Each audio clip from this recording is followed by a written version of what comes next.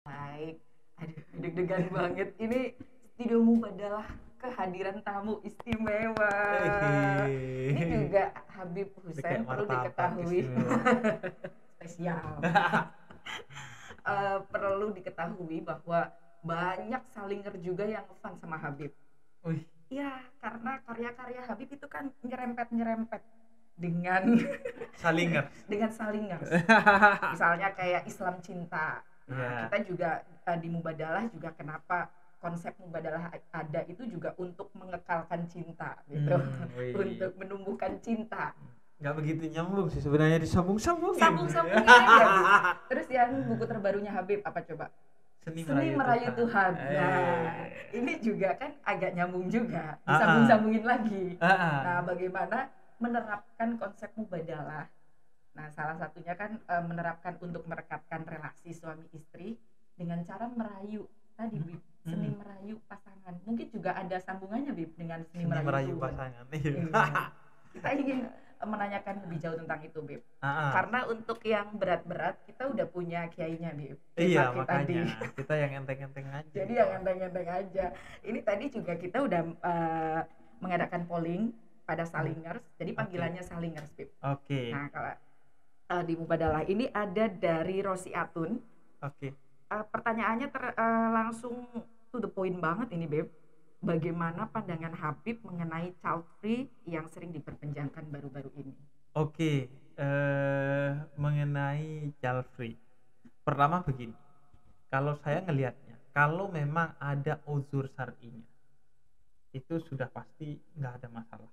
Bahkan memang wajib child free, karena kehadiran anak bisa jadi atau bahkan nyaris pasti menjadi keburukan bagi ketiga belah pihak, bagi suami, bagi istri, dan bagi anak itu sendiri. Karena itu kelahiran anak akan menjadi bencana dan akan menjadi biang kezaliman dalam relasi ketiganya, itu pasti.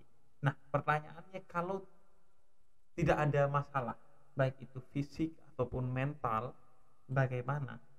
Saya melihatnya kuncinya dalam pernikahan itu adalah maslahat. Ketika kehadiran anak akan menjadi maslahat bagi ketiga belah pihak, suami, istri, ataupun si anak, maka kepemilikan anak menjadi penting. Bukan hanya boleh, tapi bahkan perlu atau pada sisi tertentu wajib. Kalau memang itu menghadirkan masalah. Maslahat. Karena kita hidup di dunia kan tidak hanya soal hak, tapi soal kewajiban. Gini, saya bayangkan, gimana seandainya Nabi Adam memutuskan child free? Gak ada kita dong. Gak ada kita. Artinya, ketika memang kita memiliki kemampuan menghadirkan anak itu sebagai maslahat, bisa jadi wajib, bisa jadi sunnah, bisa jadi boleh, mubah. Nah, tapi kalau kehadiran anak itu tidak menjadi maslahat bagi kita, suami istri maupun si anak ini, maka ya itu harus dihindari. Dan itu kan memang ada prototipenya ya. Artinya ada orang yang misalnya menunda kepemilikan anaknya karena mengaku belum siap atau merasa secara objektif belum siap. Objektif itu harus digarisbawahi. Secara objektif dia gak siap gitu. Bukan hanya ya baper aja gak siap gitu. Karena itu di dalam Al-Quran misalnya kan dilarang kalau karena takut tidak dapat rezeki si anak itu. Artinya itu ketakutan yang tidak beralasan, yang tidak objektif.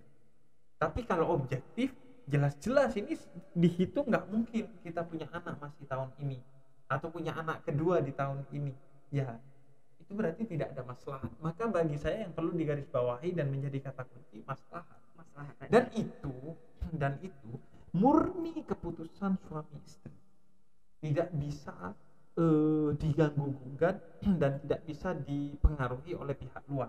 Bahwa pihak luar boleh memberikan usul dan dimintai saran, iya, tapi keputusan tetap ada kepada suami istri, karena yang terikat perjanjian itu adalah si suami dan istri.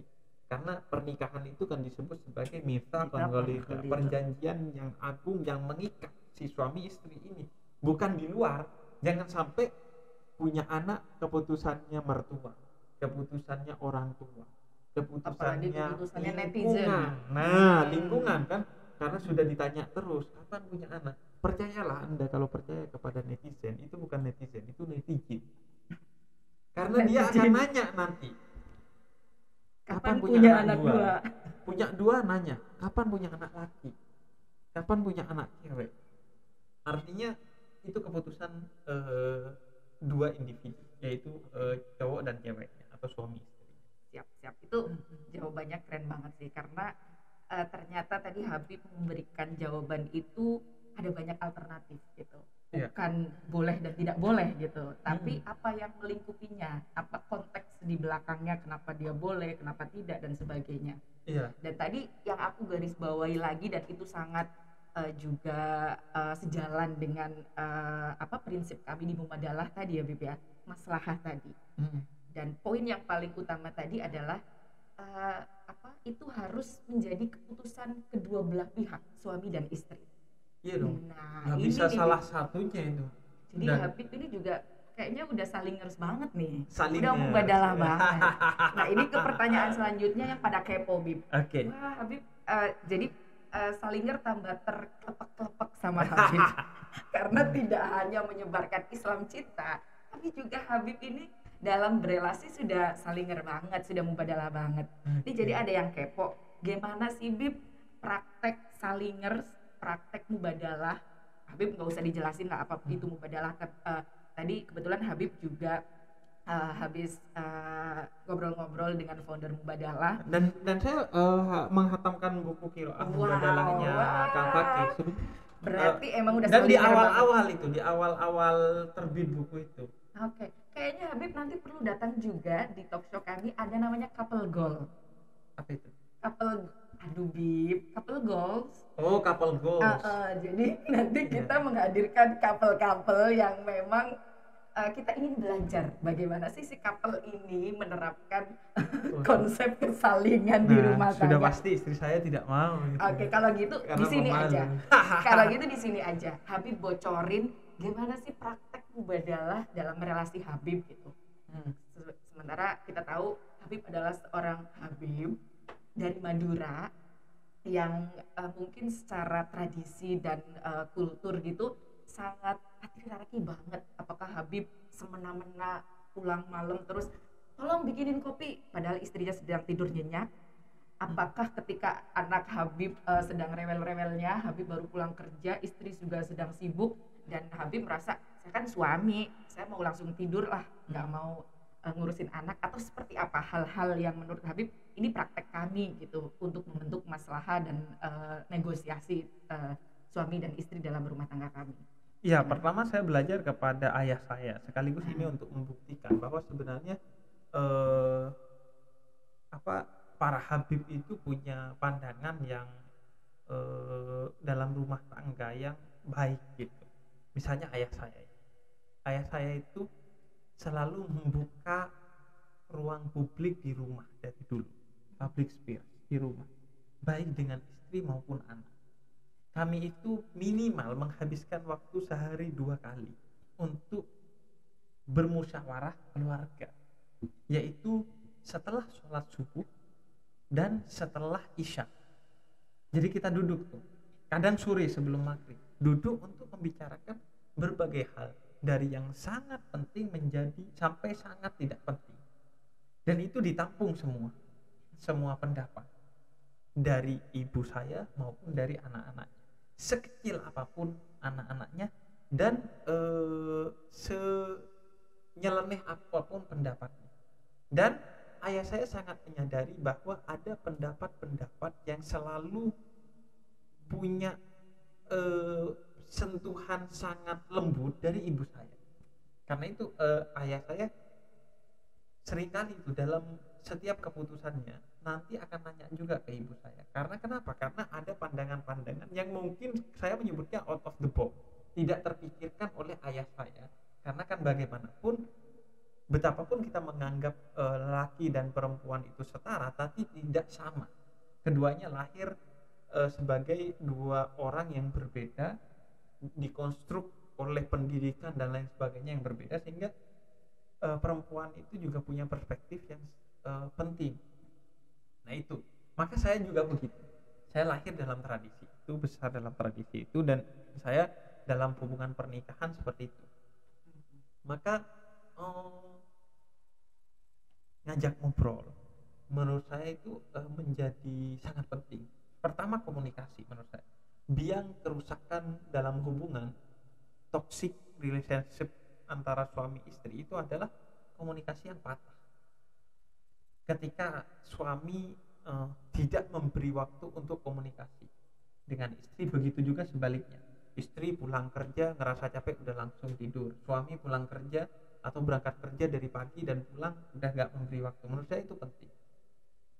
Karena itu bisa itu dalam bentuk hari, misalnya Sabtu Minggu adalah family time. Bisa juga dalam bentuk ya saya misalnya pagi berupaya untuk tidak menyentuh gadget saya, tapi menyentuh istri saya dulu. Misalnya, karena suami istri kan gitu, bangun-bangun sama-sama ngambil HP-nya, bukan ngambil tangan pasangannya gitu kan. Nah itu bagi saya hal-hal yang prinsip, yang sederhana, tapi ya itu penting sekali gitu. Kemudian memberi waktu untuk minum teh bersama. Dan menurut saya ini menjadi sangat penting, sehingga dalam hadis dikatakan bahkan suami dan istri itu boleh berbohong pada batas tertentu untuk menjamin keromantisan keduanya berjalan baik-baik saja gitu. Itu bahwa komunikasi itu menjadi sangat penting. Sebenarnya akhirnya bukan bohong, mungkin gombal bahasa sekarangnya. Jadi karena itu relasi saya sama istri saya coba atur dan jalani seperti itu. Misalnya ya udah Sabtu Minggu biasanya saya kalau nggak pandemi pasti jalan-jalan. Entah itu makan bareng, beli mainan anak. Enggak, karena belum punya anak. Oh, berarti yang di Instagram itu bukan anak Habib ya? Enggak, saya malah toko mainan. Oh enggak, itu istri. Saya nganter istri ke satu toko. Okay. Kemudian di foto saya duduk-duduk aja. Kemudian kata saya hashtagnya suami, gitu aja, ngerti bahwa suami ketika mengantar istrinya. Banget, saya kepo banget ya. Istrinya pasti begitu, pasti duduk kayak orang bego aja, nggak ngerti apa-apa gitu. Nah jadi menurut saya itu memberi waktu, komunikasi yang pertama, yang kedua memberi waktu, kemudian yang ketiga adalah kesetaraan. Komunikasi itu berbasis kesetaraan, jangan sampai tidak setara, artinya si istri sudah inferior atau si suami inferior. Ingat, atau si suami inferior. Karena di luar sana banyak suami-suami yang takut kepada istrinya. Artinya realitas itu harus dipertimbangkan. Artinya jangan sampai ada inferioritas di antara relasi keduanya. Jangan sampai salah satunya menjadi objek dari yang lain. Ya. Baik itu suami atas istri atau istri atas suami. Kesalingan kan gitu ya. Artinya betul. Value-nya yang penting. Tidak bicara latar belakang seksnya atau kelaminnya, tapi ya yang penting ya siapa yang terzalimi maka dia harus ditolong.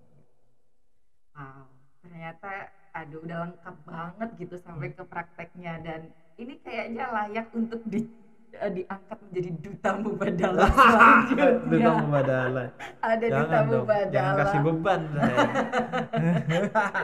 Ini kalau ada istrinya ini biasanya kita mengkonfrontir atau mengkonfirmasi, bener nggak yang disampaikan ini? Tapi yang disampaikan oleh suaminya ya? Yang disampaikan oleh suaminya atau yang disampaikan oleh istrinya? Istrinya dikonfrontir. Kalau sama Habib kita udah yakin banget lah ya. Pasti yang disampaikan tadi bagaimana. Tapi yang penting banget tadi Bib, ada ruang bersama tadi ya. Dan ternyata untuk menjadi seorang yang kayak Habib, yang artinya dalam praktek rumah tangga pun mempraktekkan kesalingan tadi, ada role model gitu loh Bib, ada ayah Habib yang menerapkan itu sebelumnya dalam pendidikan. Iya, karena gitu kan. Seperti yang diperjuangkan oleh teman-teman dari Mubadalah kan, bahwa gini, persepsi itu tidak muncul begitu saja. Dia dari satu tradisi yang panjang. Maka perjuangan mengantisipasi itu adalah perjuangan yang panjang juga. Karena itu ya itu butuh kesabaran, butuh waktu. Karena itu 950 tahun Nabi Nuh bersabar meskipun pengikutnya hanya 80-an orang. Itu kan kalau Instagram lagi itu kayak centang biru kira-kira. Ini karena followersnya sedikit. Sedikit kalah sama Habib. Oke, Itu juga pesan bahwa yang banyak followersnya belum tentu mengikuti Nabi. Kadang dia cuma jualan kontroversi dan sensasi. tidak termasuk Habib kan. Anda, insya Allah. Ya, kayaknya menarik banget. Tapi ini pertanyaan terakhir, Beb. Tadi kan kita Oke. udah bicara dalam konteks relasi di rumah tangga gitu ya. Pasti salinger tambah terkelepek-kelepek gitu. Ternyata terutama salinger yang masih jomblo nih, Beb. Oke. Ternyata harus memilih.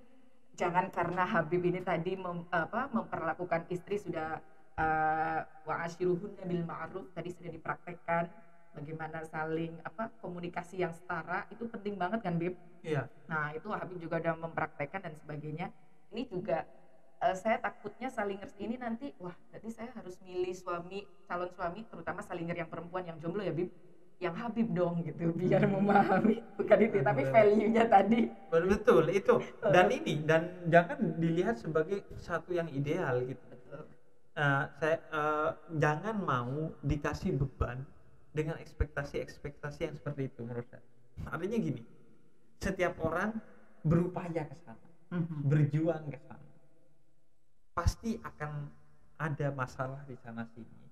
Tapi itulah hidup gitu. Artinya ya mungkin ada banyak hal yang masih saya lakukan yang tidak mubadalah, yang mungkin saya tidak tahu gitu. Artinya yang terpenting menurut saya pertama keterbukaan pikiran untuk menerima informasi baru, sepahit apapun informasi itu. Yang kedua adalah ikhtiar untuk terus berupaya jadi lebih baik. Itu menurut saya kata-kata kuncinya sih.